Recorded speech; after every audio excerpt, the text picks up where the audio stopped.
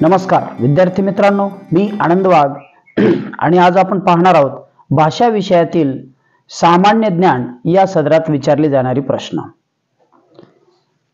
यात आपण सर्वच स्पर्धा परीक्षांना उपयुक्त असणारे प्रश्न आणि थोर व्यक्ती व त्यांचे कार्य, कार्यक्षेत्र आणि त्यांच्या घोषणा पाहणार आहोत।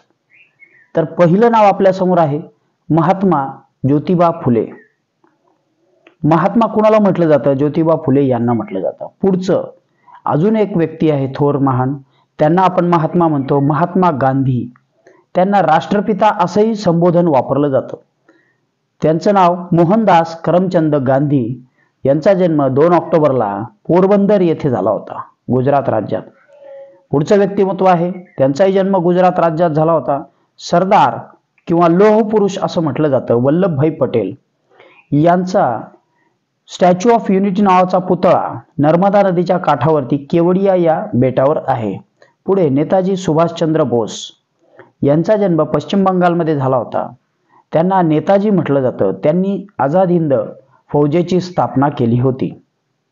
पुढचं आहे भारतीय राज्यघटनेचे शिल्पकार डॉक्टर बाबासाहेब आंबेडकर। यांनी भारताला संविधान निर्माण करण्यास सिंहाचा वाटा उचलला। आणखी त्यांना भारतरत्न, संविधानकार असंही म्हटलं जातं। त्यांचं पूर्ण नाव आपण पाहणार आहोत, डॉक्टर भीमराव रामजी आंबेडकर। पुढचं आहे लोकमान्य टिळक।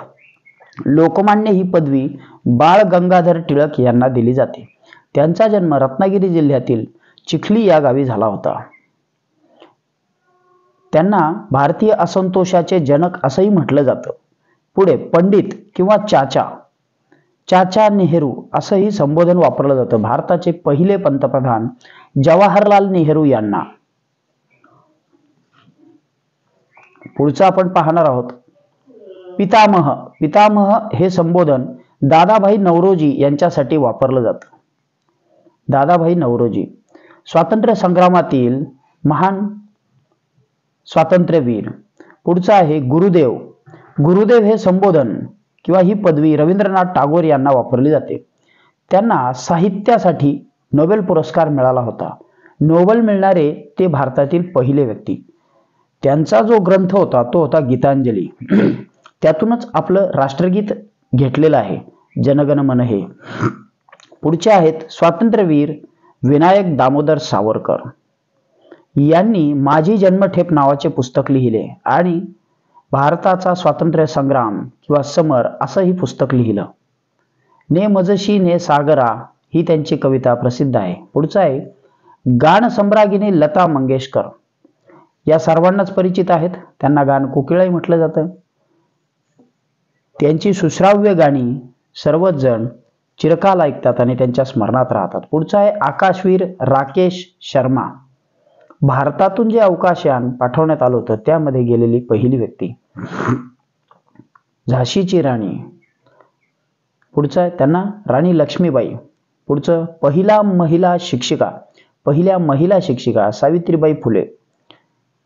महात्मा फुले यांनी स्त्री शिक्षणाचा पुरस्कार केल्यानंतर आपल्या पत्नीला शिक्षित केलं आणि त्यांनी मुलींसाठी पहिली शाळा चालवली, पुण्यामधील भिडेवाडा येथे। पुढे राजश्री शाहू महाराज। त्यांनी सुद्धा समाजसेवेचं खूप मोठं कार्य केलं। पुढे missile man doctor APJ Abdul Kalam. ते शास्त्रज्ञ होते आणि ते भारताचे राष्ट्रपती म्हणून सुद्धा त्यांनी काम केलेलं आहे। त्यांचं अग्निपंख नावाचं पुस्तक खूप प्रसिद्ध आहे। कर्मवीर भाऊराव पाटील। रयत शिक्षण संस्थेची स्थापना करण्यासाठी ज्यांनी आपली हयात घालवली, त्यामधून लाखो विद्यार्थी आज शिक्षण घेतात, अशी व्यक्ती कर्मवीर म्हणजेच भाऊराव पाटील। पुढे थोर व्यक्ती व त्यांचे कार्य आपण पाहणार आहोत। थोर व्यक्ती आहेत, आज आपण बघितलंच आधी, डॉक्टर बाबासाहेब आंबेडकर। तर त्यांचं कार्यक्षेत्र संविधान निर्माण करणे आणि दलित असणाऱ्या समाजाचा उद्धार करण्यासाठी त्यांनी प्रयत्न केले। पुढे महात्मा फुले स्त्री शिक्षणाचा पुरस्कार केला। ज्यांनी स्त्री शिक्षणासाठी स्वतःला त्रास झाला तरी सुद्धा ते धोरण त्यांनी अवलंबिलं।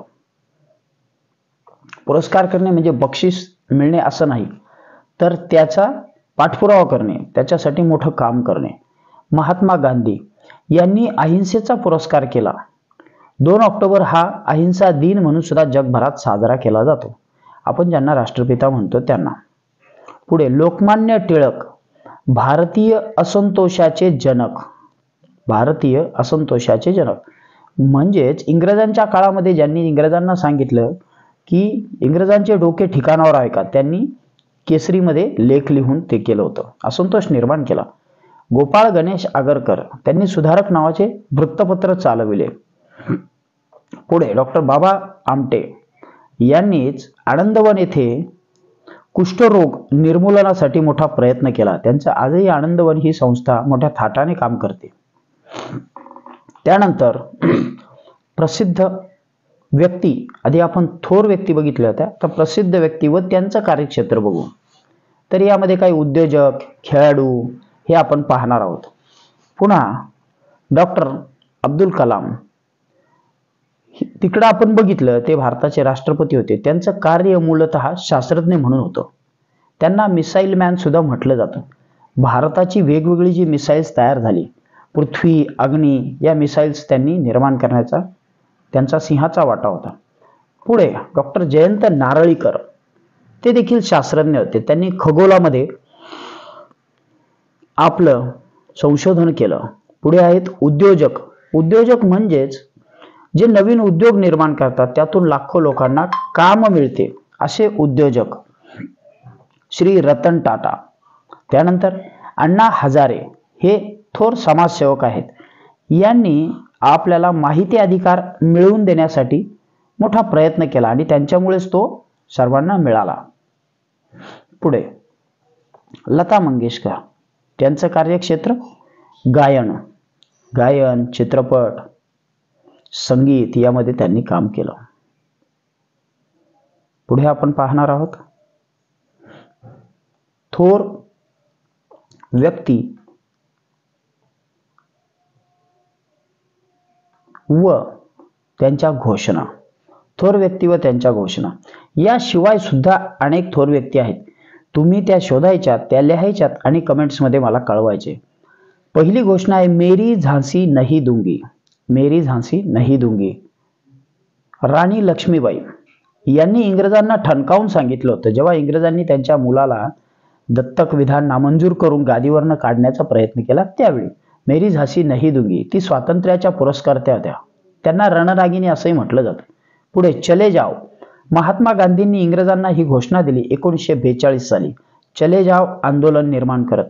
जय जवान जय किसान व हीच घोषणा लाल बहादूर शास्त्री यांनी दिली. ते भारताचे दुसरे पंतप्रधान होते. पुढे तुम मुझे खून दो मैं तुम्हें आजादी दूंगा. कोणी आपण यांचं नाव आधी बघितलेलं आहे, तर हे होते नेताजी सुभाषचंद्र बोस. यांनी आझाद हिंद सेनेची स्थापना केली व इंग्रजांच्या विरुद्ध लढत देत अंदमान व निकोबार ही बेटं जिंकली होती. त्या बेटांचं नाव त्यांनी स्वराज्य असं ठेवलं. पुढचं जय जवान जय किसान जय विज्ञान किंवा जय विज्ञान. अटल बिहारी वाजपेयी यांनी या घोषणा लाल बहादूर शास्त्री यांच्या याच्यामध्ये जय विज्ञान ही घोषणा ऍड केली. पुढे अहिंसा परमो धर्म. मुलांनी इथं गफलत करायची नाहीये. जय जवान जय विज्ञान हा जो आहे याच्यामध्ये जय विज्ञानामध्ये त्यांनी ऍड केलंय अटल बिहारींनी. अहिंसा परमो धर्म महात्मा गांधी यांनी ही घोषणा दिलेली आहे. अशा प्रकारे अनेक थोर व्यक्तींचे कार्यक्षेत्र व महत्वाच्या घोषणा तुम्ही शोध घ्या, त्या शोधून काढा, लिहून काढा व कमेंट्समध्ये कळवा. ठीक आहे, ओके. तुम्ही व्हिडिओ मध्ये स्टॉप करूनही पाहू शकता, वाचू शकता, लिहू शकता. आजचा घटक तुम्हाला जर आवडला असेल तर लाईक करा, सबस्क्राईब करा. अशाच प्रकारचे घटक मिळविण्यासाठी आपल्या मित्रांनाही शेअर करा आणि आवडला असेल तर लाईक आणि शेअर करा. चला, धन्यवाद. Okay, bye.